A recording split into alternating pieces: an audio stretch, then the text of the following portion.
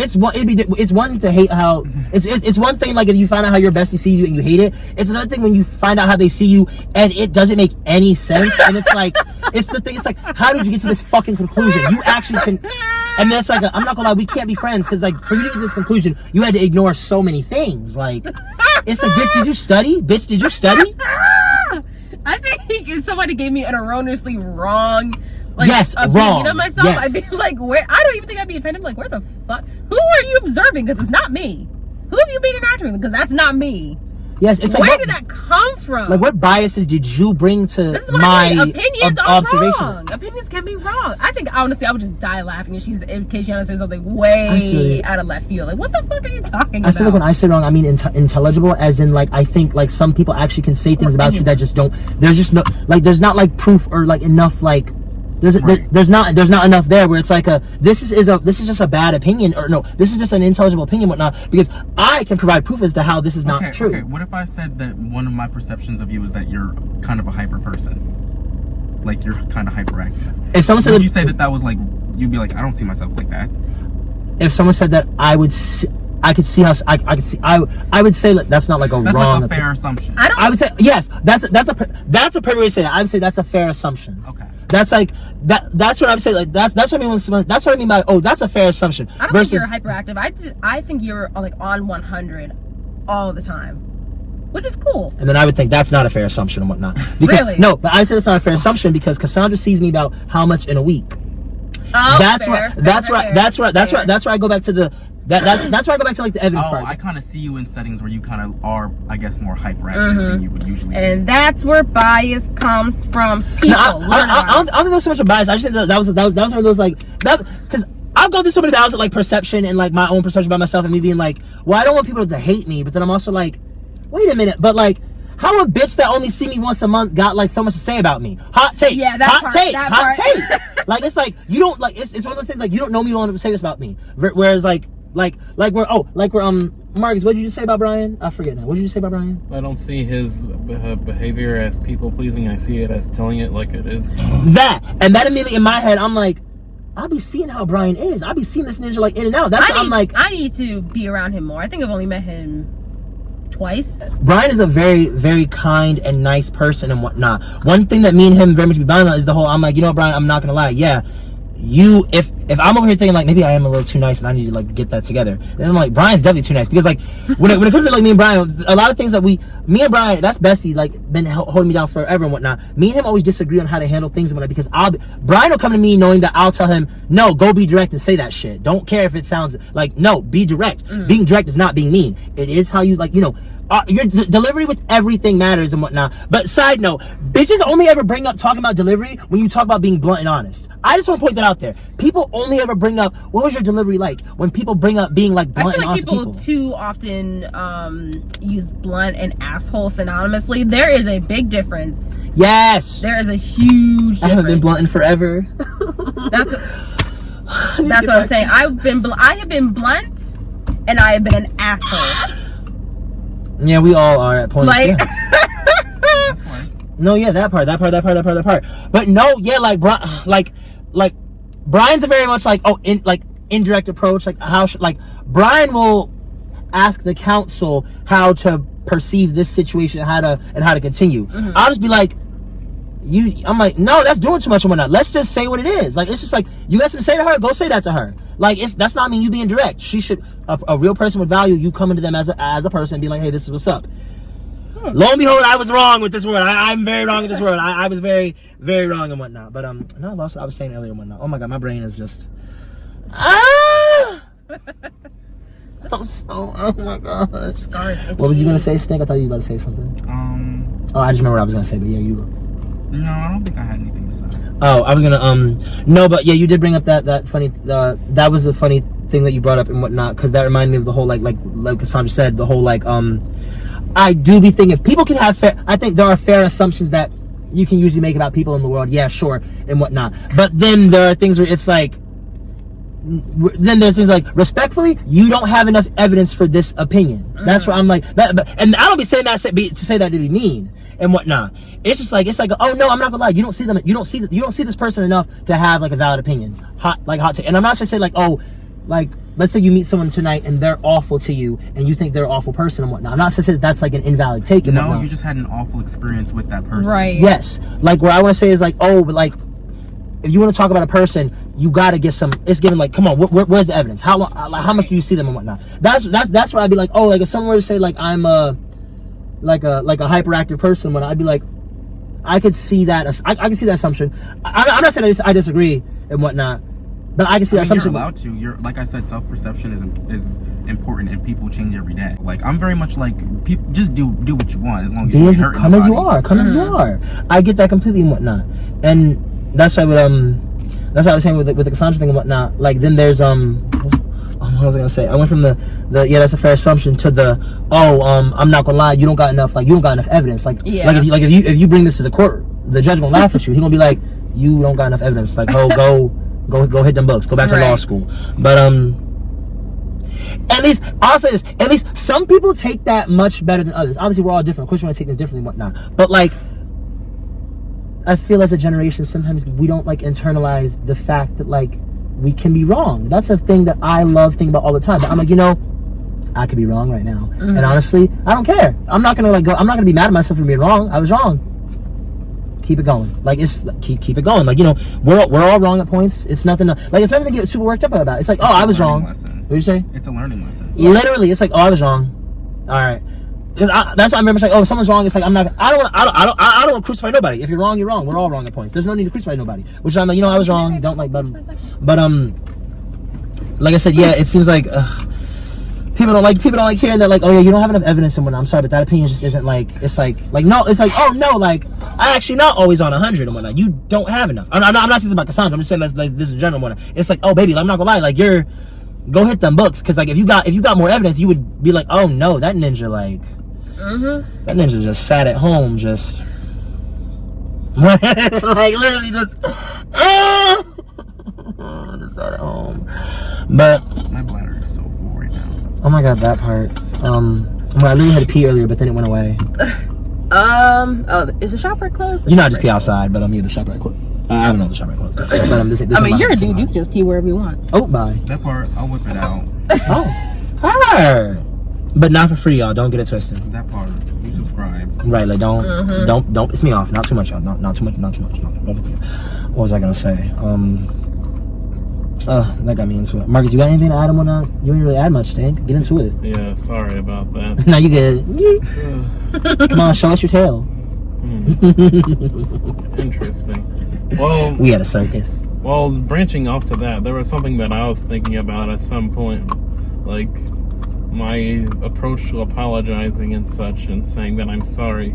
Like if I get into an argument with someone and I actually do realize that I was wrong or that I did something terrible to them, if someone just demands that I apologize to them immediately, I can't do that, because I see like an immediate but insincere apology to be the same thing as lying.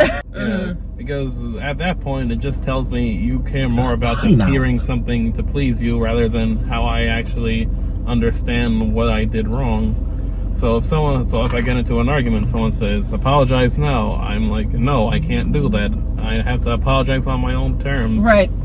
Because like I can apologize, but just know it will not be sincere. Yeah. And I'm just doing it to get you to shut up. Yeah. Exactly. And to escape. That's fair. That makes sense. No, that's fair. I'll be apologizing because I'm like, if someone just like wants an apology, it's like I hurt them. I can apologize for hurting somebody's feelings regardless of what it is, even if I don't like agree and whatnot. But then like I do get like what you're saying and whatnot. I get that completely. Yeah. I get that completely. Because there are lots of times, especially more recently, I actually do have to take a step back and realize, oh wait, I said something in a pretty bad way, or I actually did screw up, so I actually do need to apologize right now. So I do apologize on my own. Like, I understand what I did wrong, and then I say I'm sorry. But I don't just do it automatically because someone tells me to. Yeah. And folks, screwing up is fine, because at the end of the day, we'll be cool tomorrow.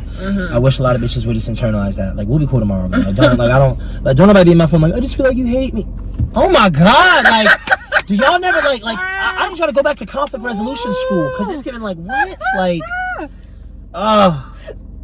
Excuse me. That's funny. Sometimes that just like that kind of annoys me. Sometimes with people like not being able to have anybody, I don't know, be upset with you. It's like but then I do hold grace for like, I could get like, if you're used to people being upset with you and them not like giving you like the grace of, we'll be cool tomorrow. Like that's a scary place to be in. Like your friend's like mad at you and it's not giving like, oh, this is just a tiff. It's giving like, oh my God, like, are we not gonna be cool no more? Yeah. Like, I don't like situations like that. That's why I'm like, I'm annoyed right now, but like, we're gonna be cool tomorrow. Like, don't like, hey, like, just whatever we do tonight, tomorrow we gonna be cool tomorrow. Like, don't. That's why I feel like, you know, it's good to give girlies that like that realization of like whatever happens here, but we will be. But I ain't gonna have no beef with you tomorrow. You gonna have some beef with me tomorrow? No, we'll be cool. Like, I don't think there's.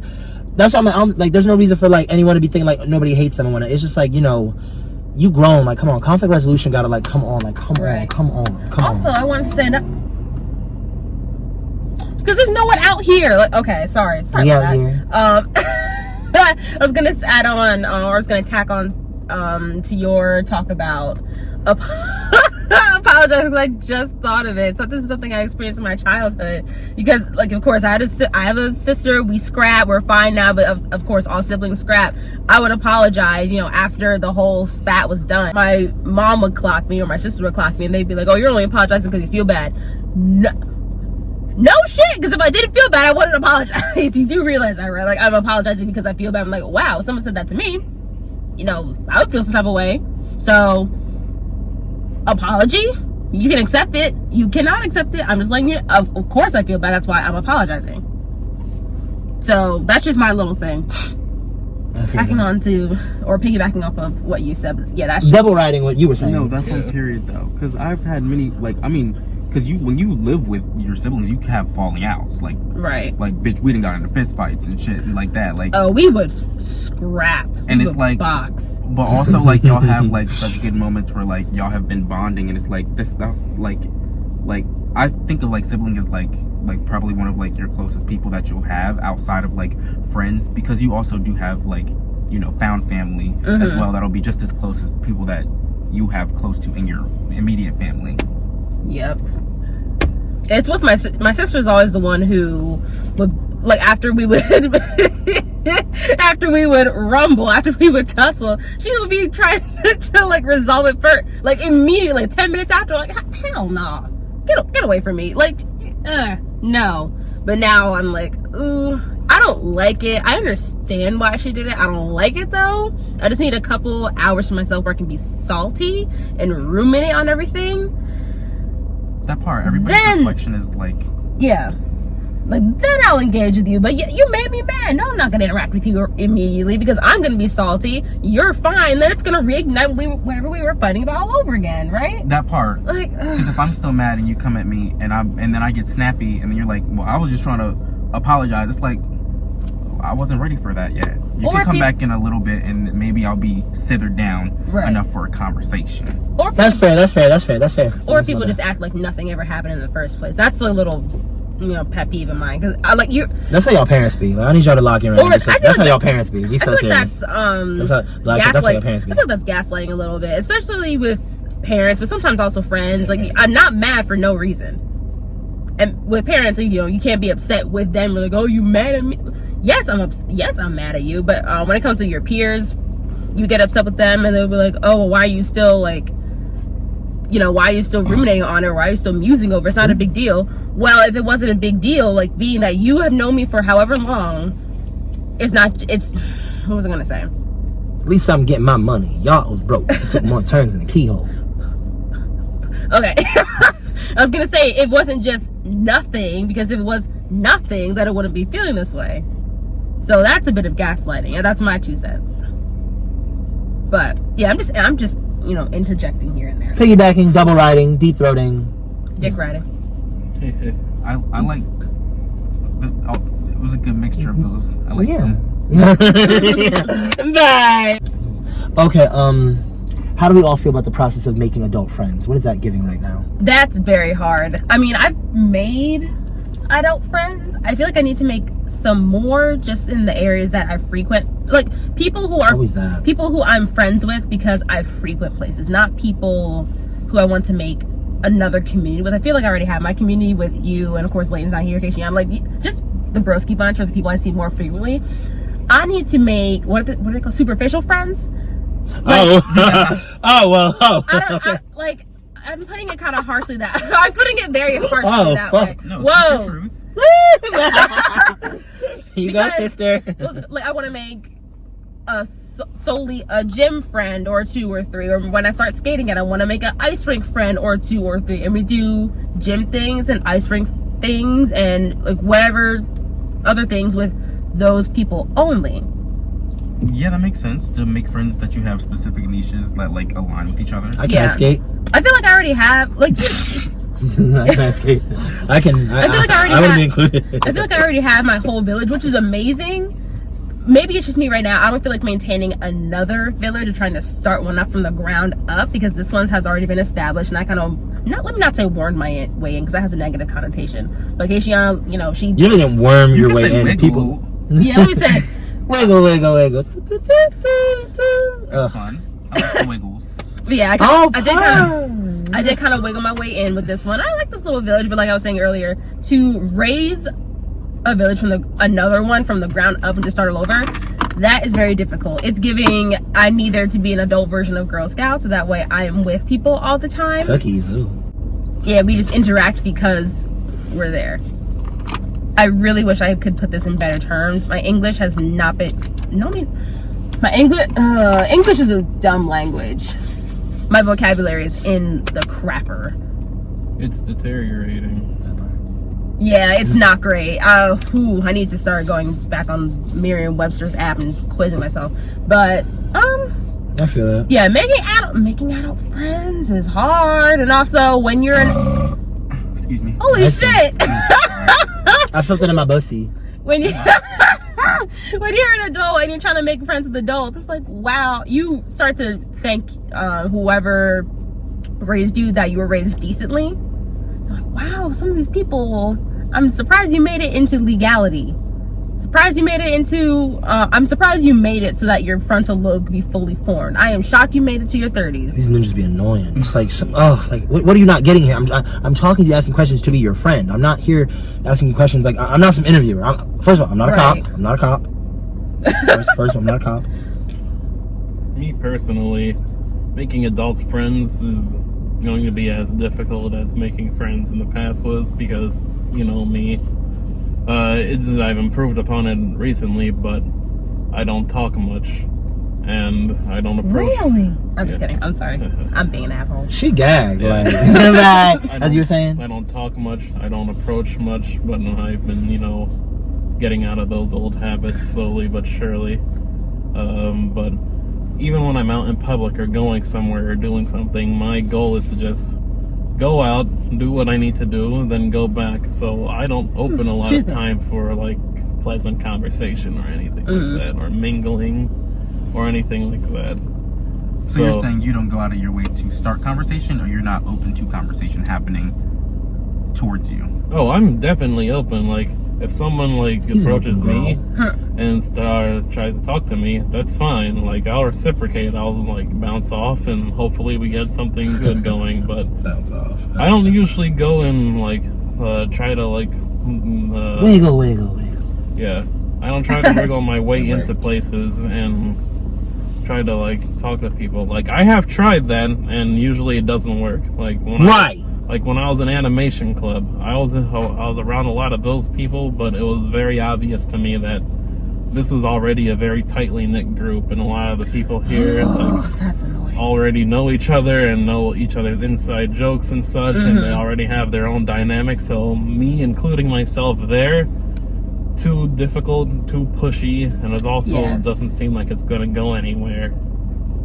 I feel that completely. And what was I gonna say? Another thing, people. Oh my god. Wiggle.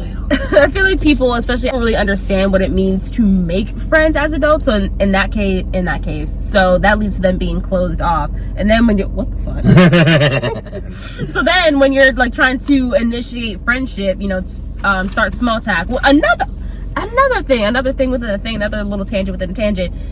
people need to become more accepting of small talk. That's how you become friends. You don't just start immediately exchanging. I feel like we touched on this in a different video, but you can't just start immediately exchanging socials. Like, that'll work on me. If you find me and be like, hey, you want to be friends? Here's my Instagram, or here's my number. I'll be like, oh hell yeah, brother.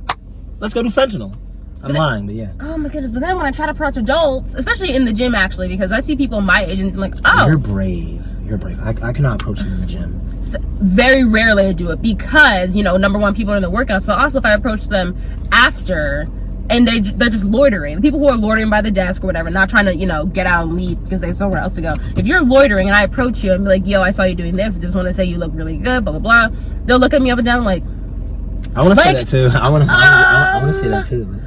Okay, damn. I was going somewhere with this. Yeah, people don't really understand what it takes to make friends, and that leads them to be closed off. And then, yeah, when I try to make an adult friend, or just even give a little compliment, like, ew, like, okay, I guess I'm just gonna shoot myself in the parking lot. Shit. Gun babes. Yeah, but, no, that's real.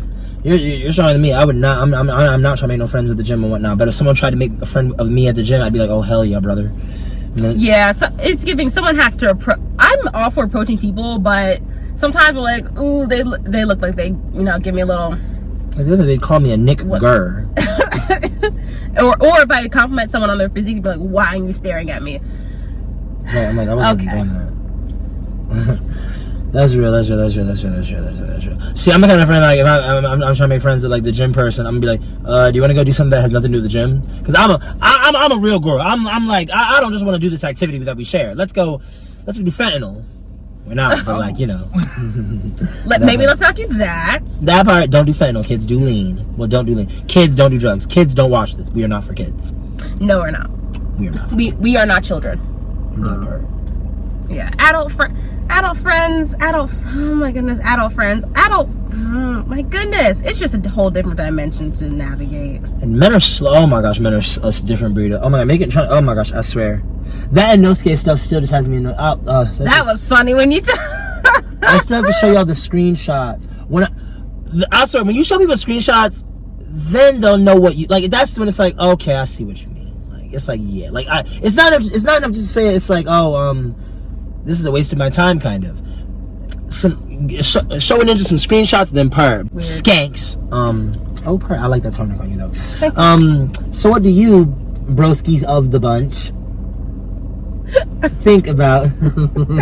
What are y'all opinions and takes on, like, you know, patience and as it pertains to you, your vaginas and other people's vaginas?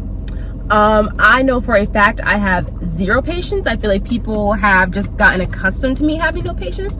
I'm trying to fix it, but it also most definitely does impact your relationships on a deeper level, and it can affect how you work. It can affect how people perceive you. It can affect your professional life. I am trying to fix that, but for the record, I have zero patience. I have a very low frustration threshold, and when things do not go the way I want them to, I'm always going to question it. There's never going to be an answer to a question. Like, it's always hypothetical questions, like, oh, why did this have to happen? Why did XYZ happen? Why did ABC happen? There is no answer. Sometimes honestly, you just gotta find it within yourself to woosah, force your attention span to hold out for like a couple seconds longer. Yeah. I've been learning the value of patience, like, more so than before. There's a lot of things that I used to get worked up over. I usually like scheduling and like getting places, but started to look a bit more inward and think, well, how would I approach this? And I'd say, oh, I'd probably just end up doing the same thing they're doing, or at the very least, what I would do wasn't that different from what they're doing. So vaginal warts, yes. I stopped getting worked up at them for like not doing things according to the way I want to. Like, it's not perfect, but we're getting there. That's so understanding. What about you, Sir Downhill? Well, not to go back to the same thing that I was saying from the very beginning, but I think self-concept is very important. And how you perceive yourself in this world is also a lot of the ways how the world reflects its way back at you. You know what I'm saying? No, I get that completely. So, like, if I were to walk out the house and be like, in my mind, if you know yourself well enough, so you know whatever ailments or whatever you're going through. Yeah. If I, in my mind, were to be like, damn, this not gonna go well because they already don't like me, blah, blah, blah, blah. That self-concept is gonna reflect back in the way, in the exact way that I see it. Her gave Buzzy. Even if it doesn't give that way, I'm going to see it that way because that's my self-concept. Her gave Buzzy, yes. Yeah. Yeah. Because I've got it wrong before. I've had people be very extremely nice to me, and I've been like, what the fuck is going on here? Something suspicious. And it's like, no, they just genuinely wanted to be nice. Also, in terms of patience, you need to learn how to not block your own block your own blessings just because you think that something being delayed is automatically being denied. Like, no, just relax. Like when start your YouTube channel. Okay, we're done. I'm just playing. I'm gonna do it. I just need to work up the courage. I don't like being on camera, which, funny enough, I'm on camera. Yeah, I was learning after I got fired from Cooper. I had to learn how to like not block my own blessings and just sit with myself every day. And yeah, someday when the days that I wasn't looking for jobs, I would just sit with myself and think. And you have to have patience for that too, because you could easily just say like, no, I'm gonna devote every single second of my day to doing everything, which is also what I would do. I would just dive headfirst into things. Like, no, it's really good for your mental health. Just sit with yourself sometimes and not question things. Just be. Felt. Yeah. That part. Marcus, anything else to add?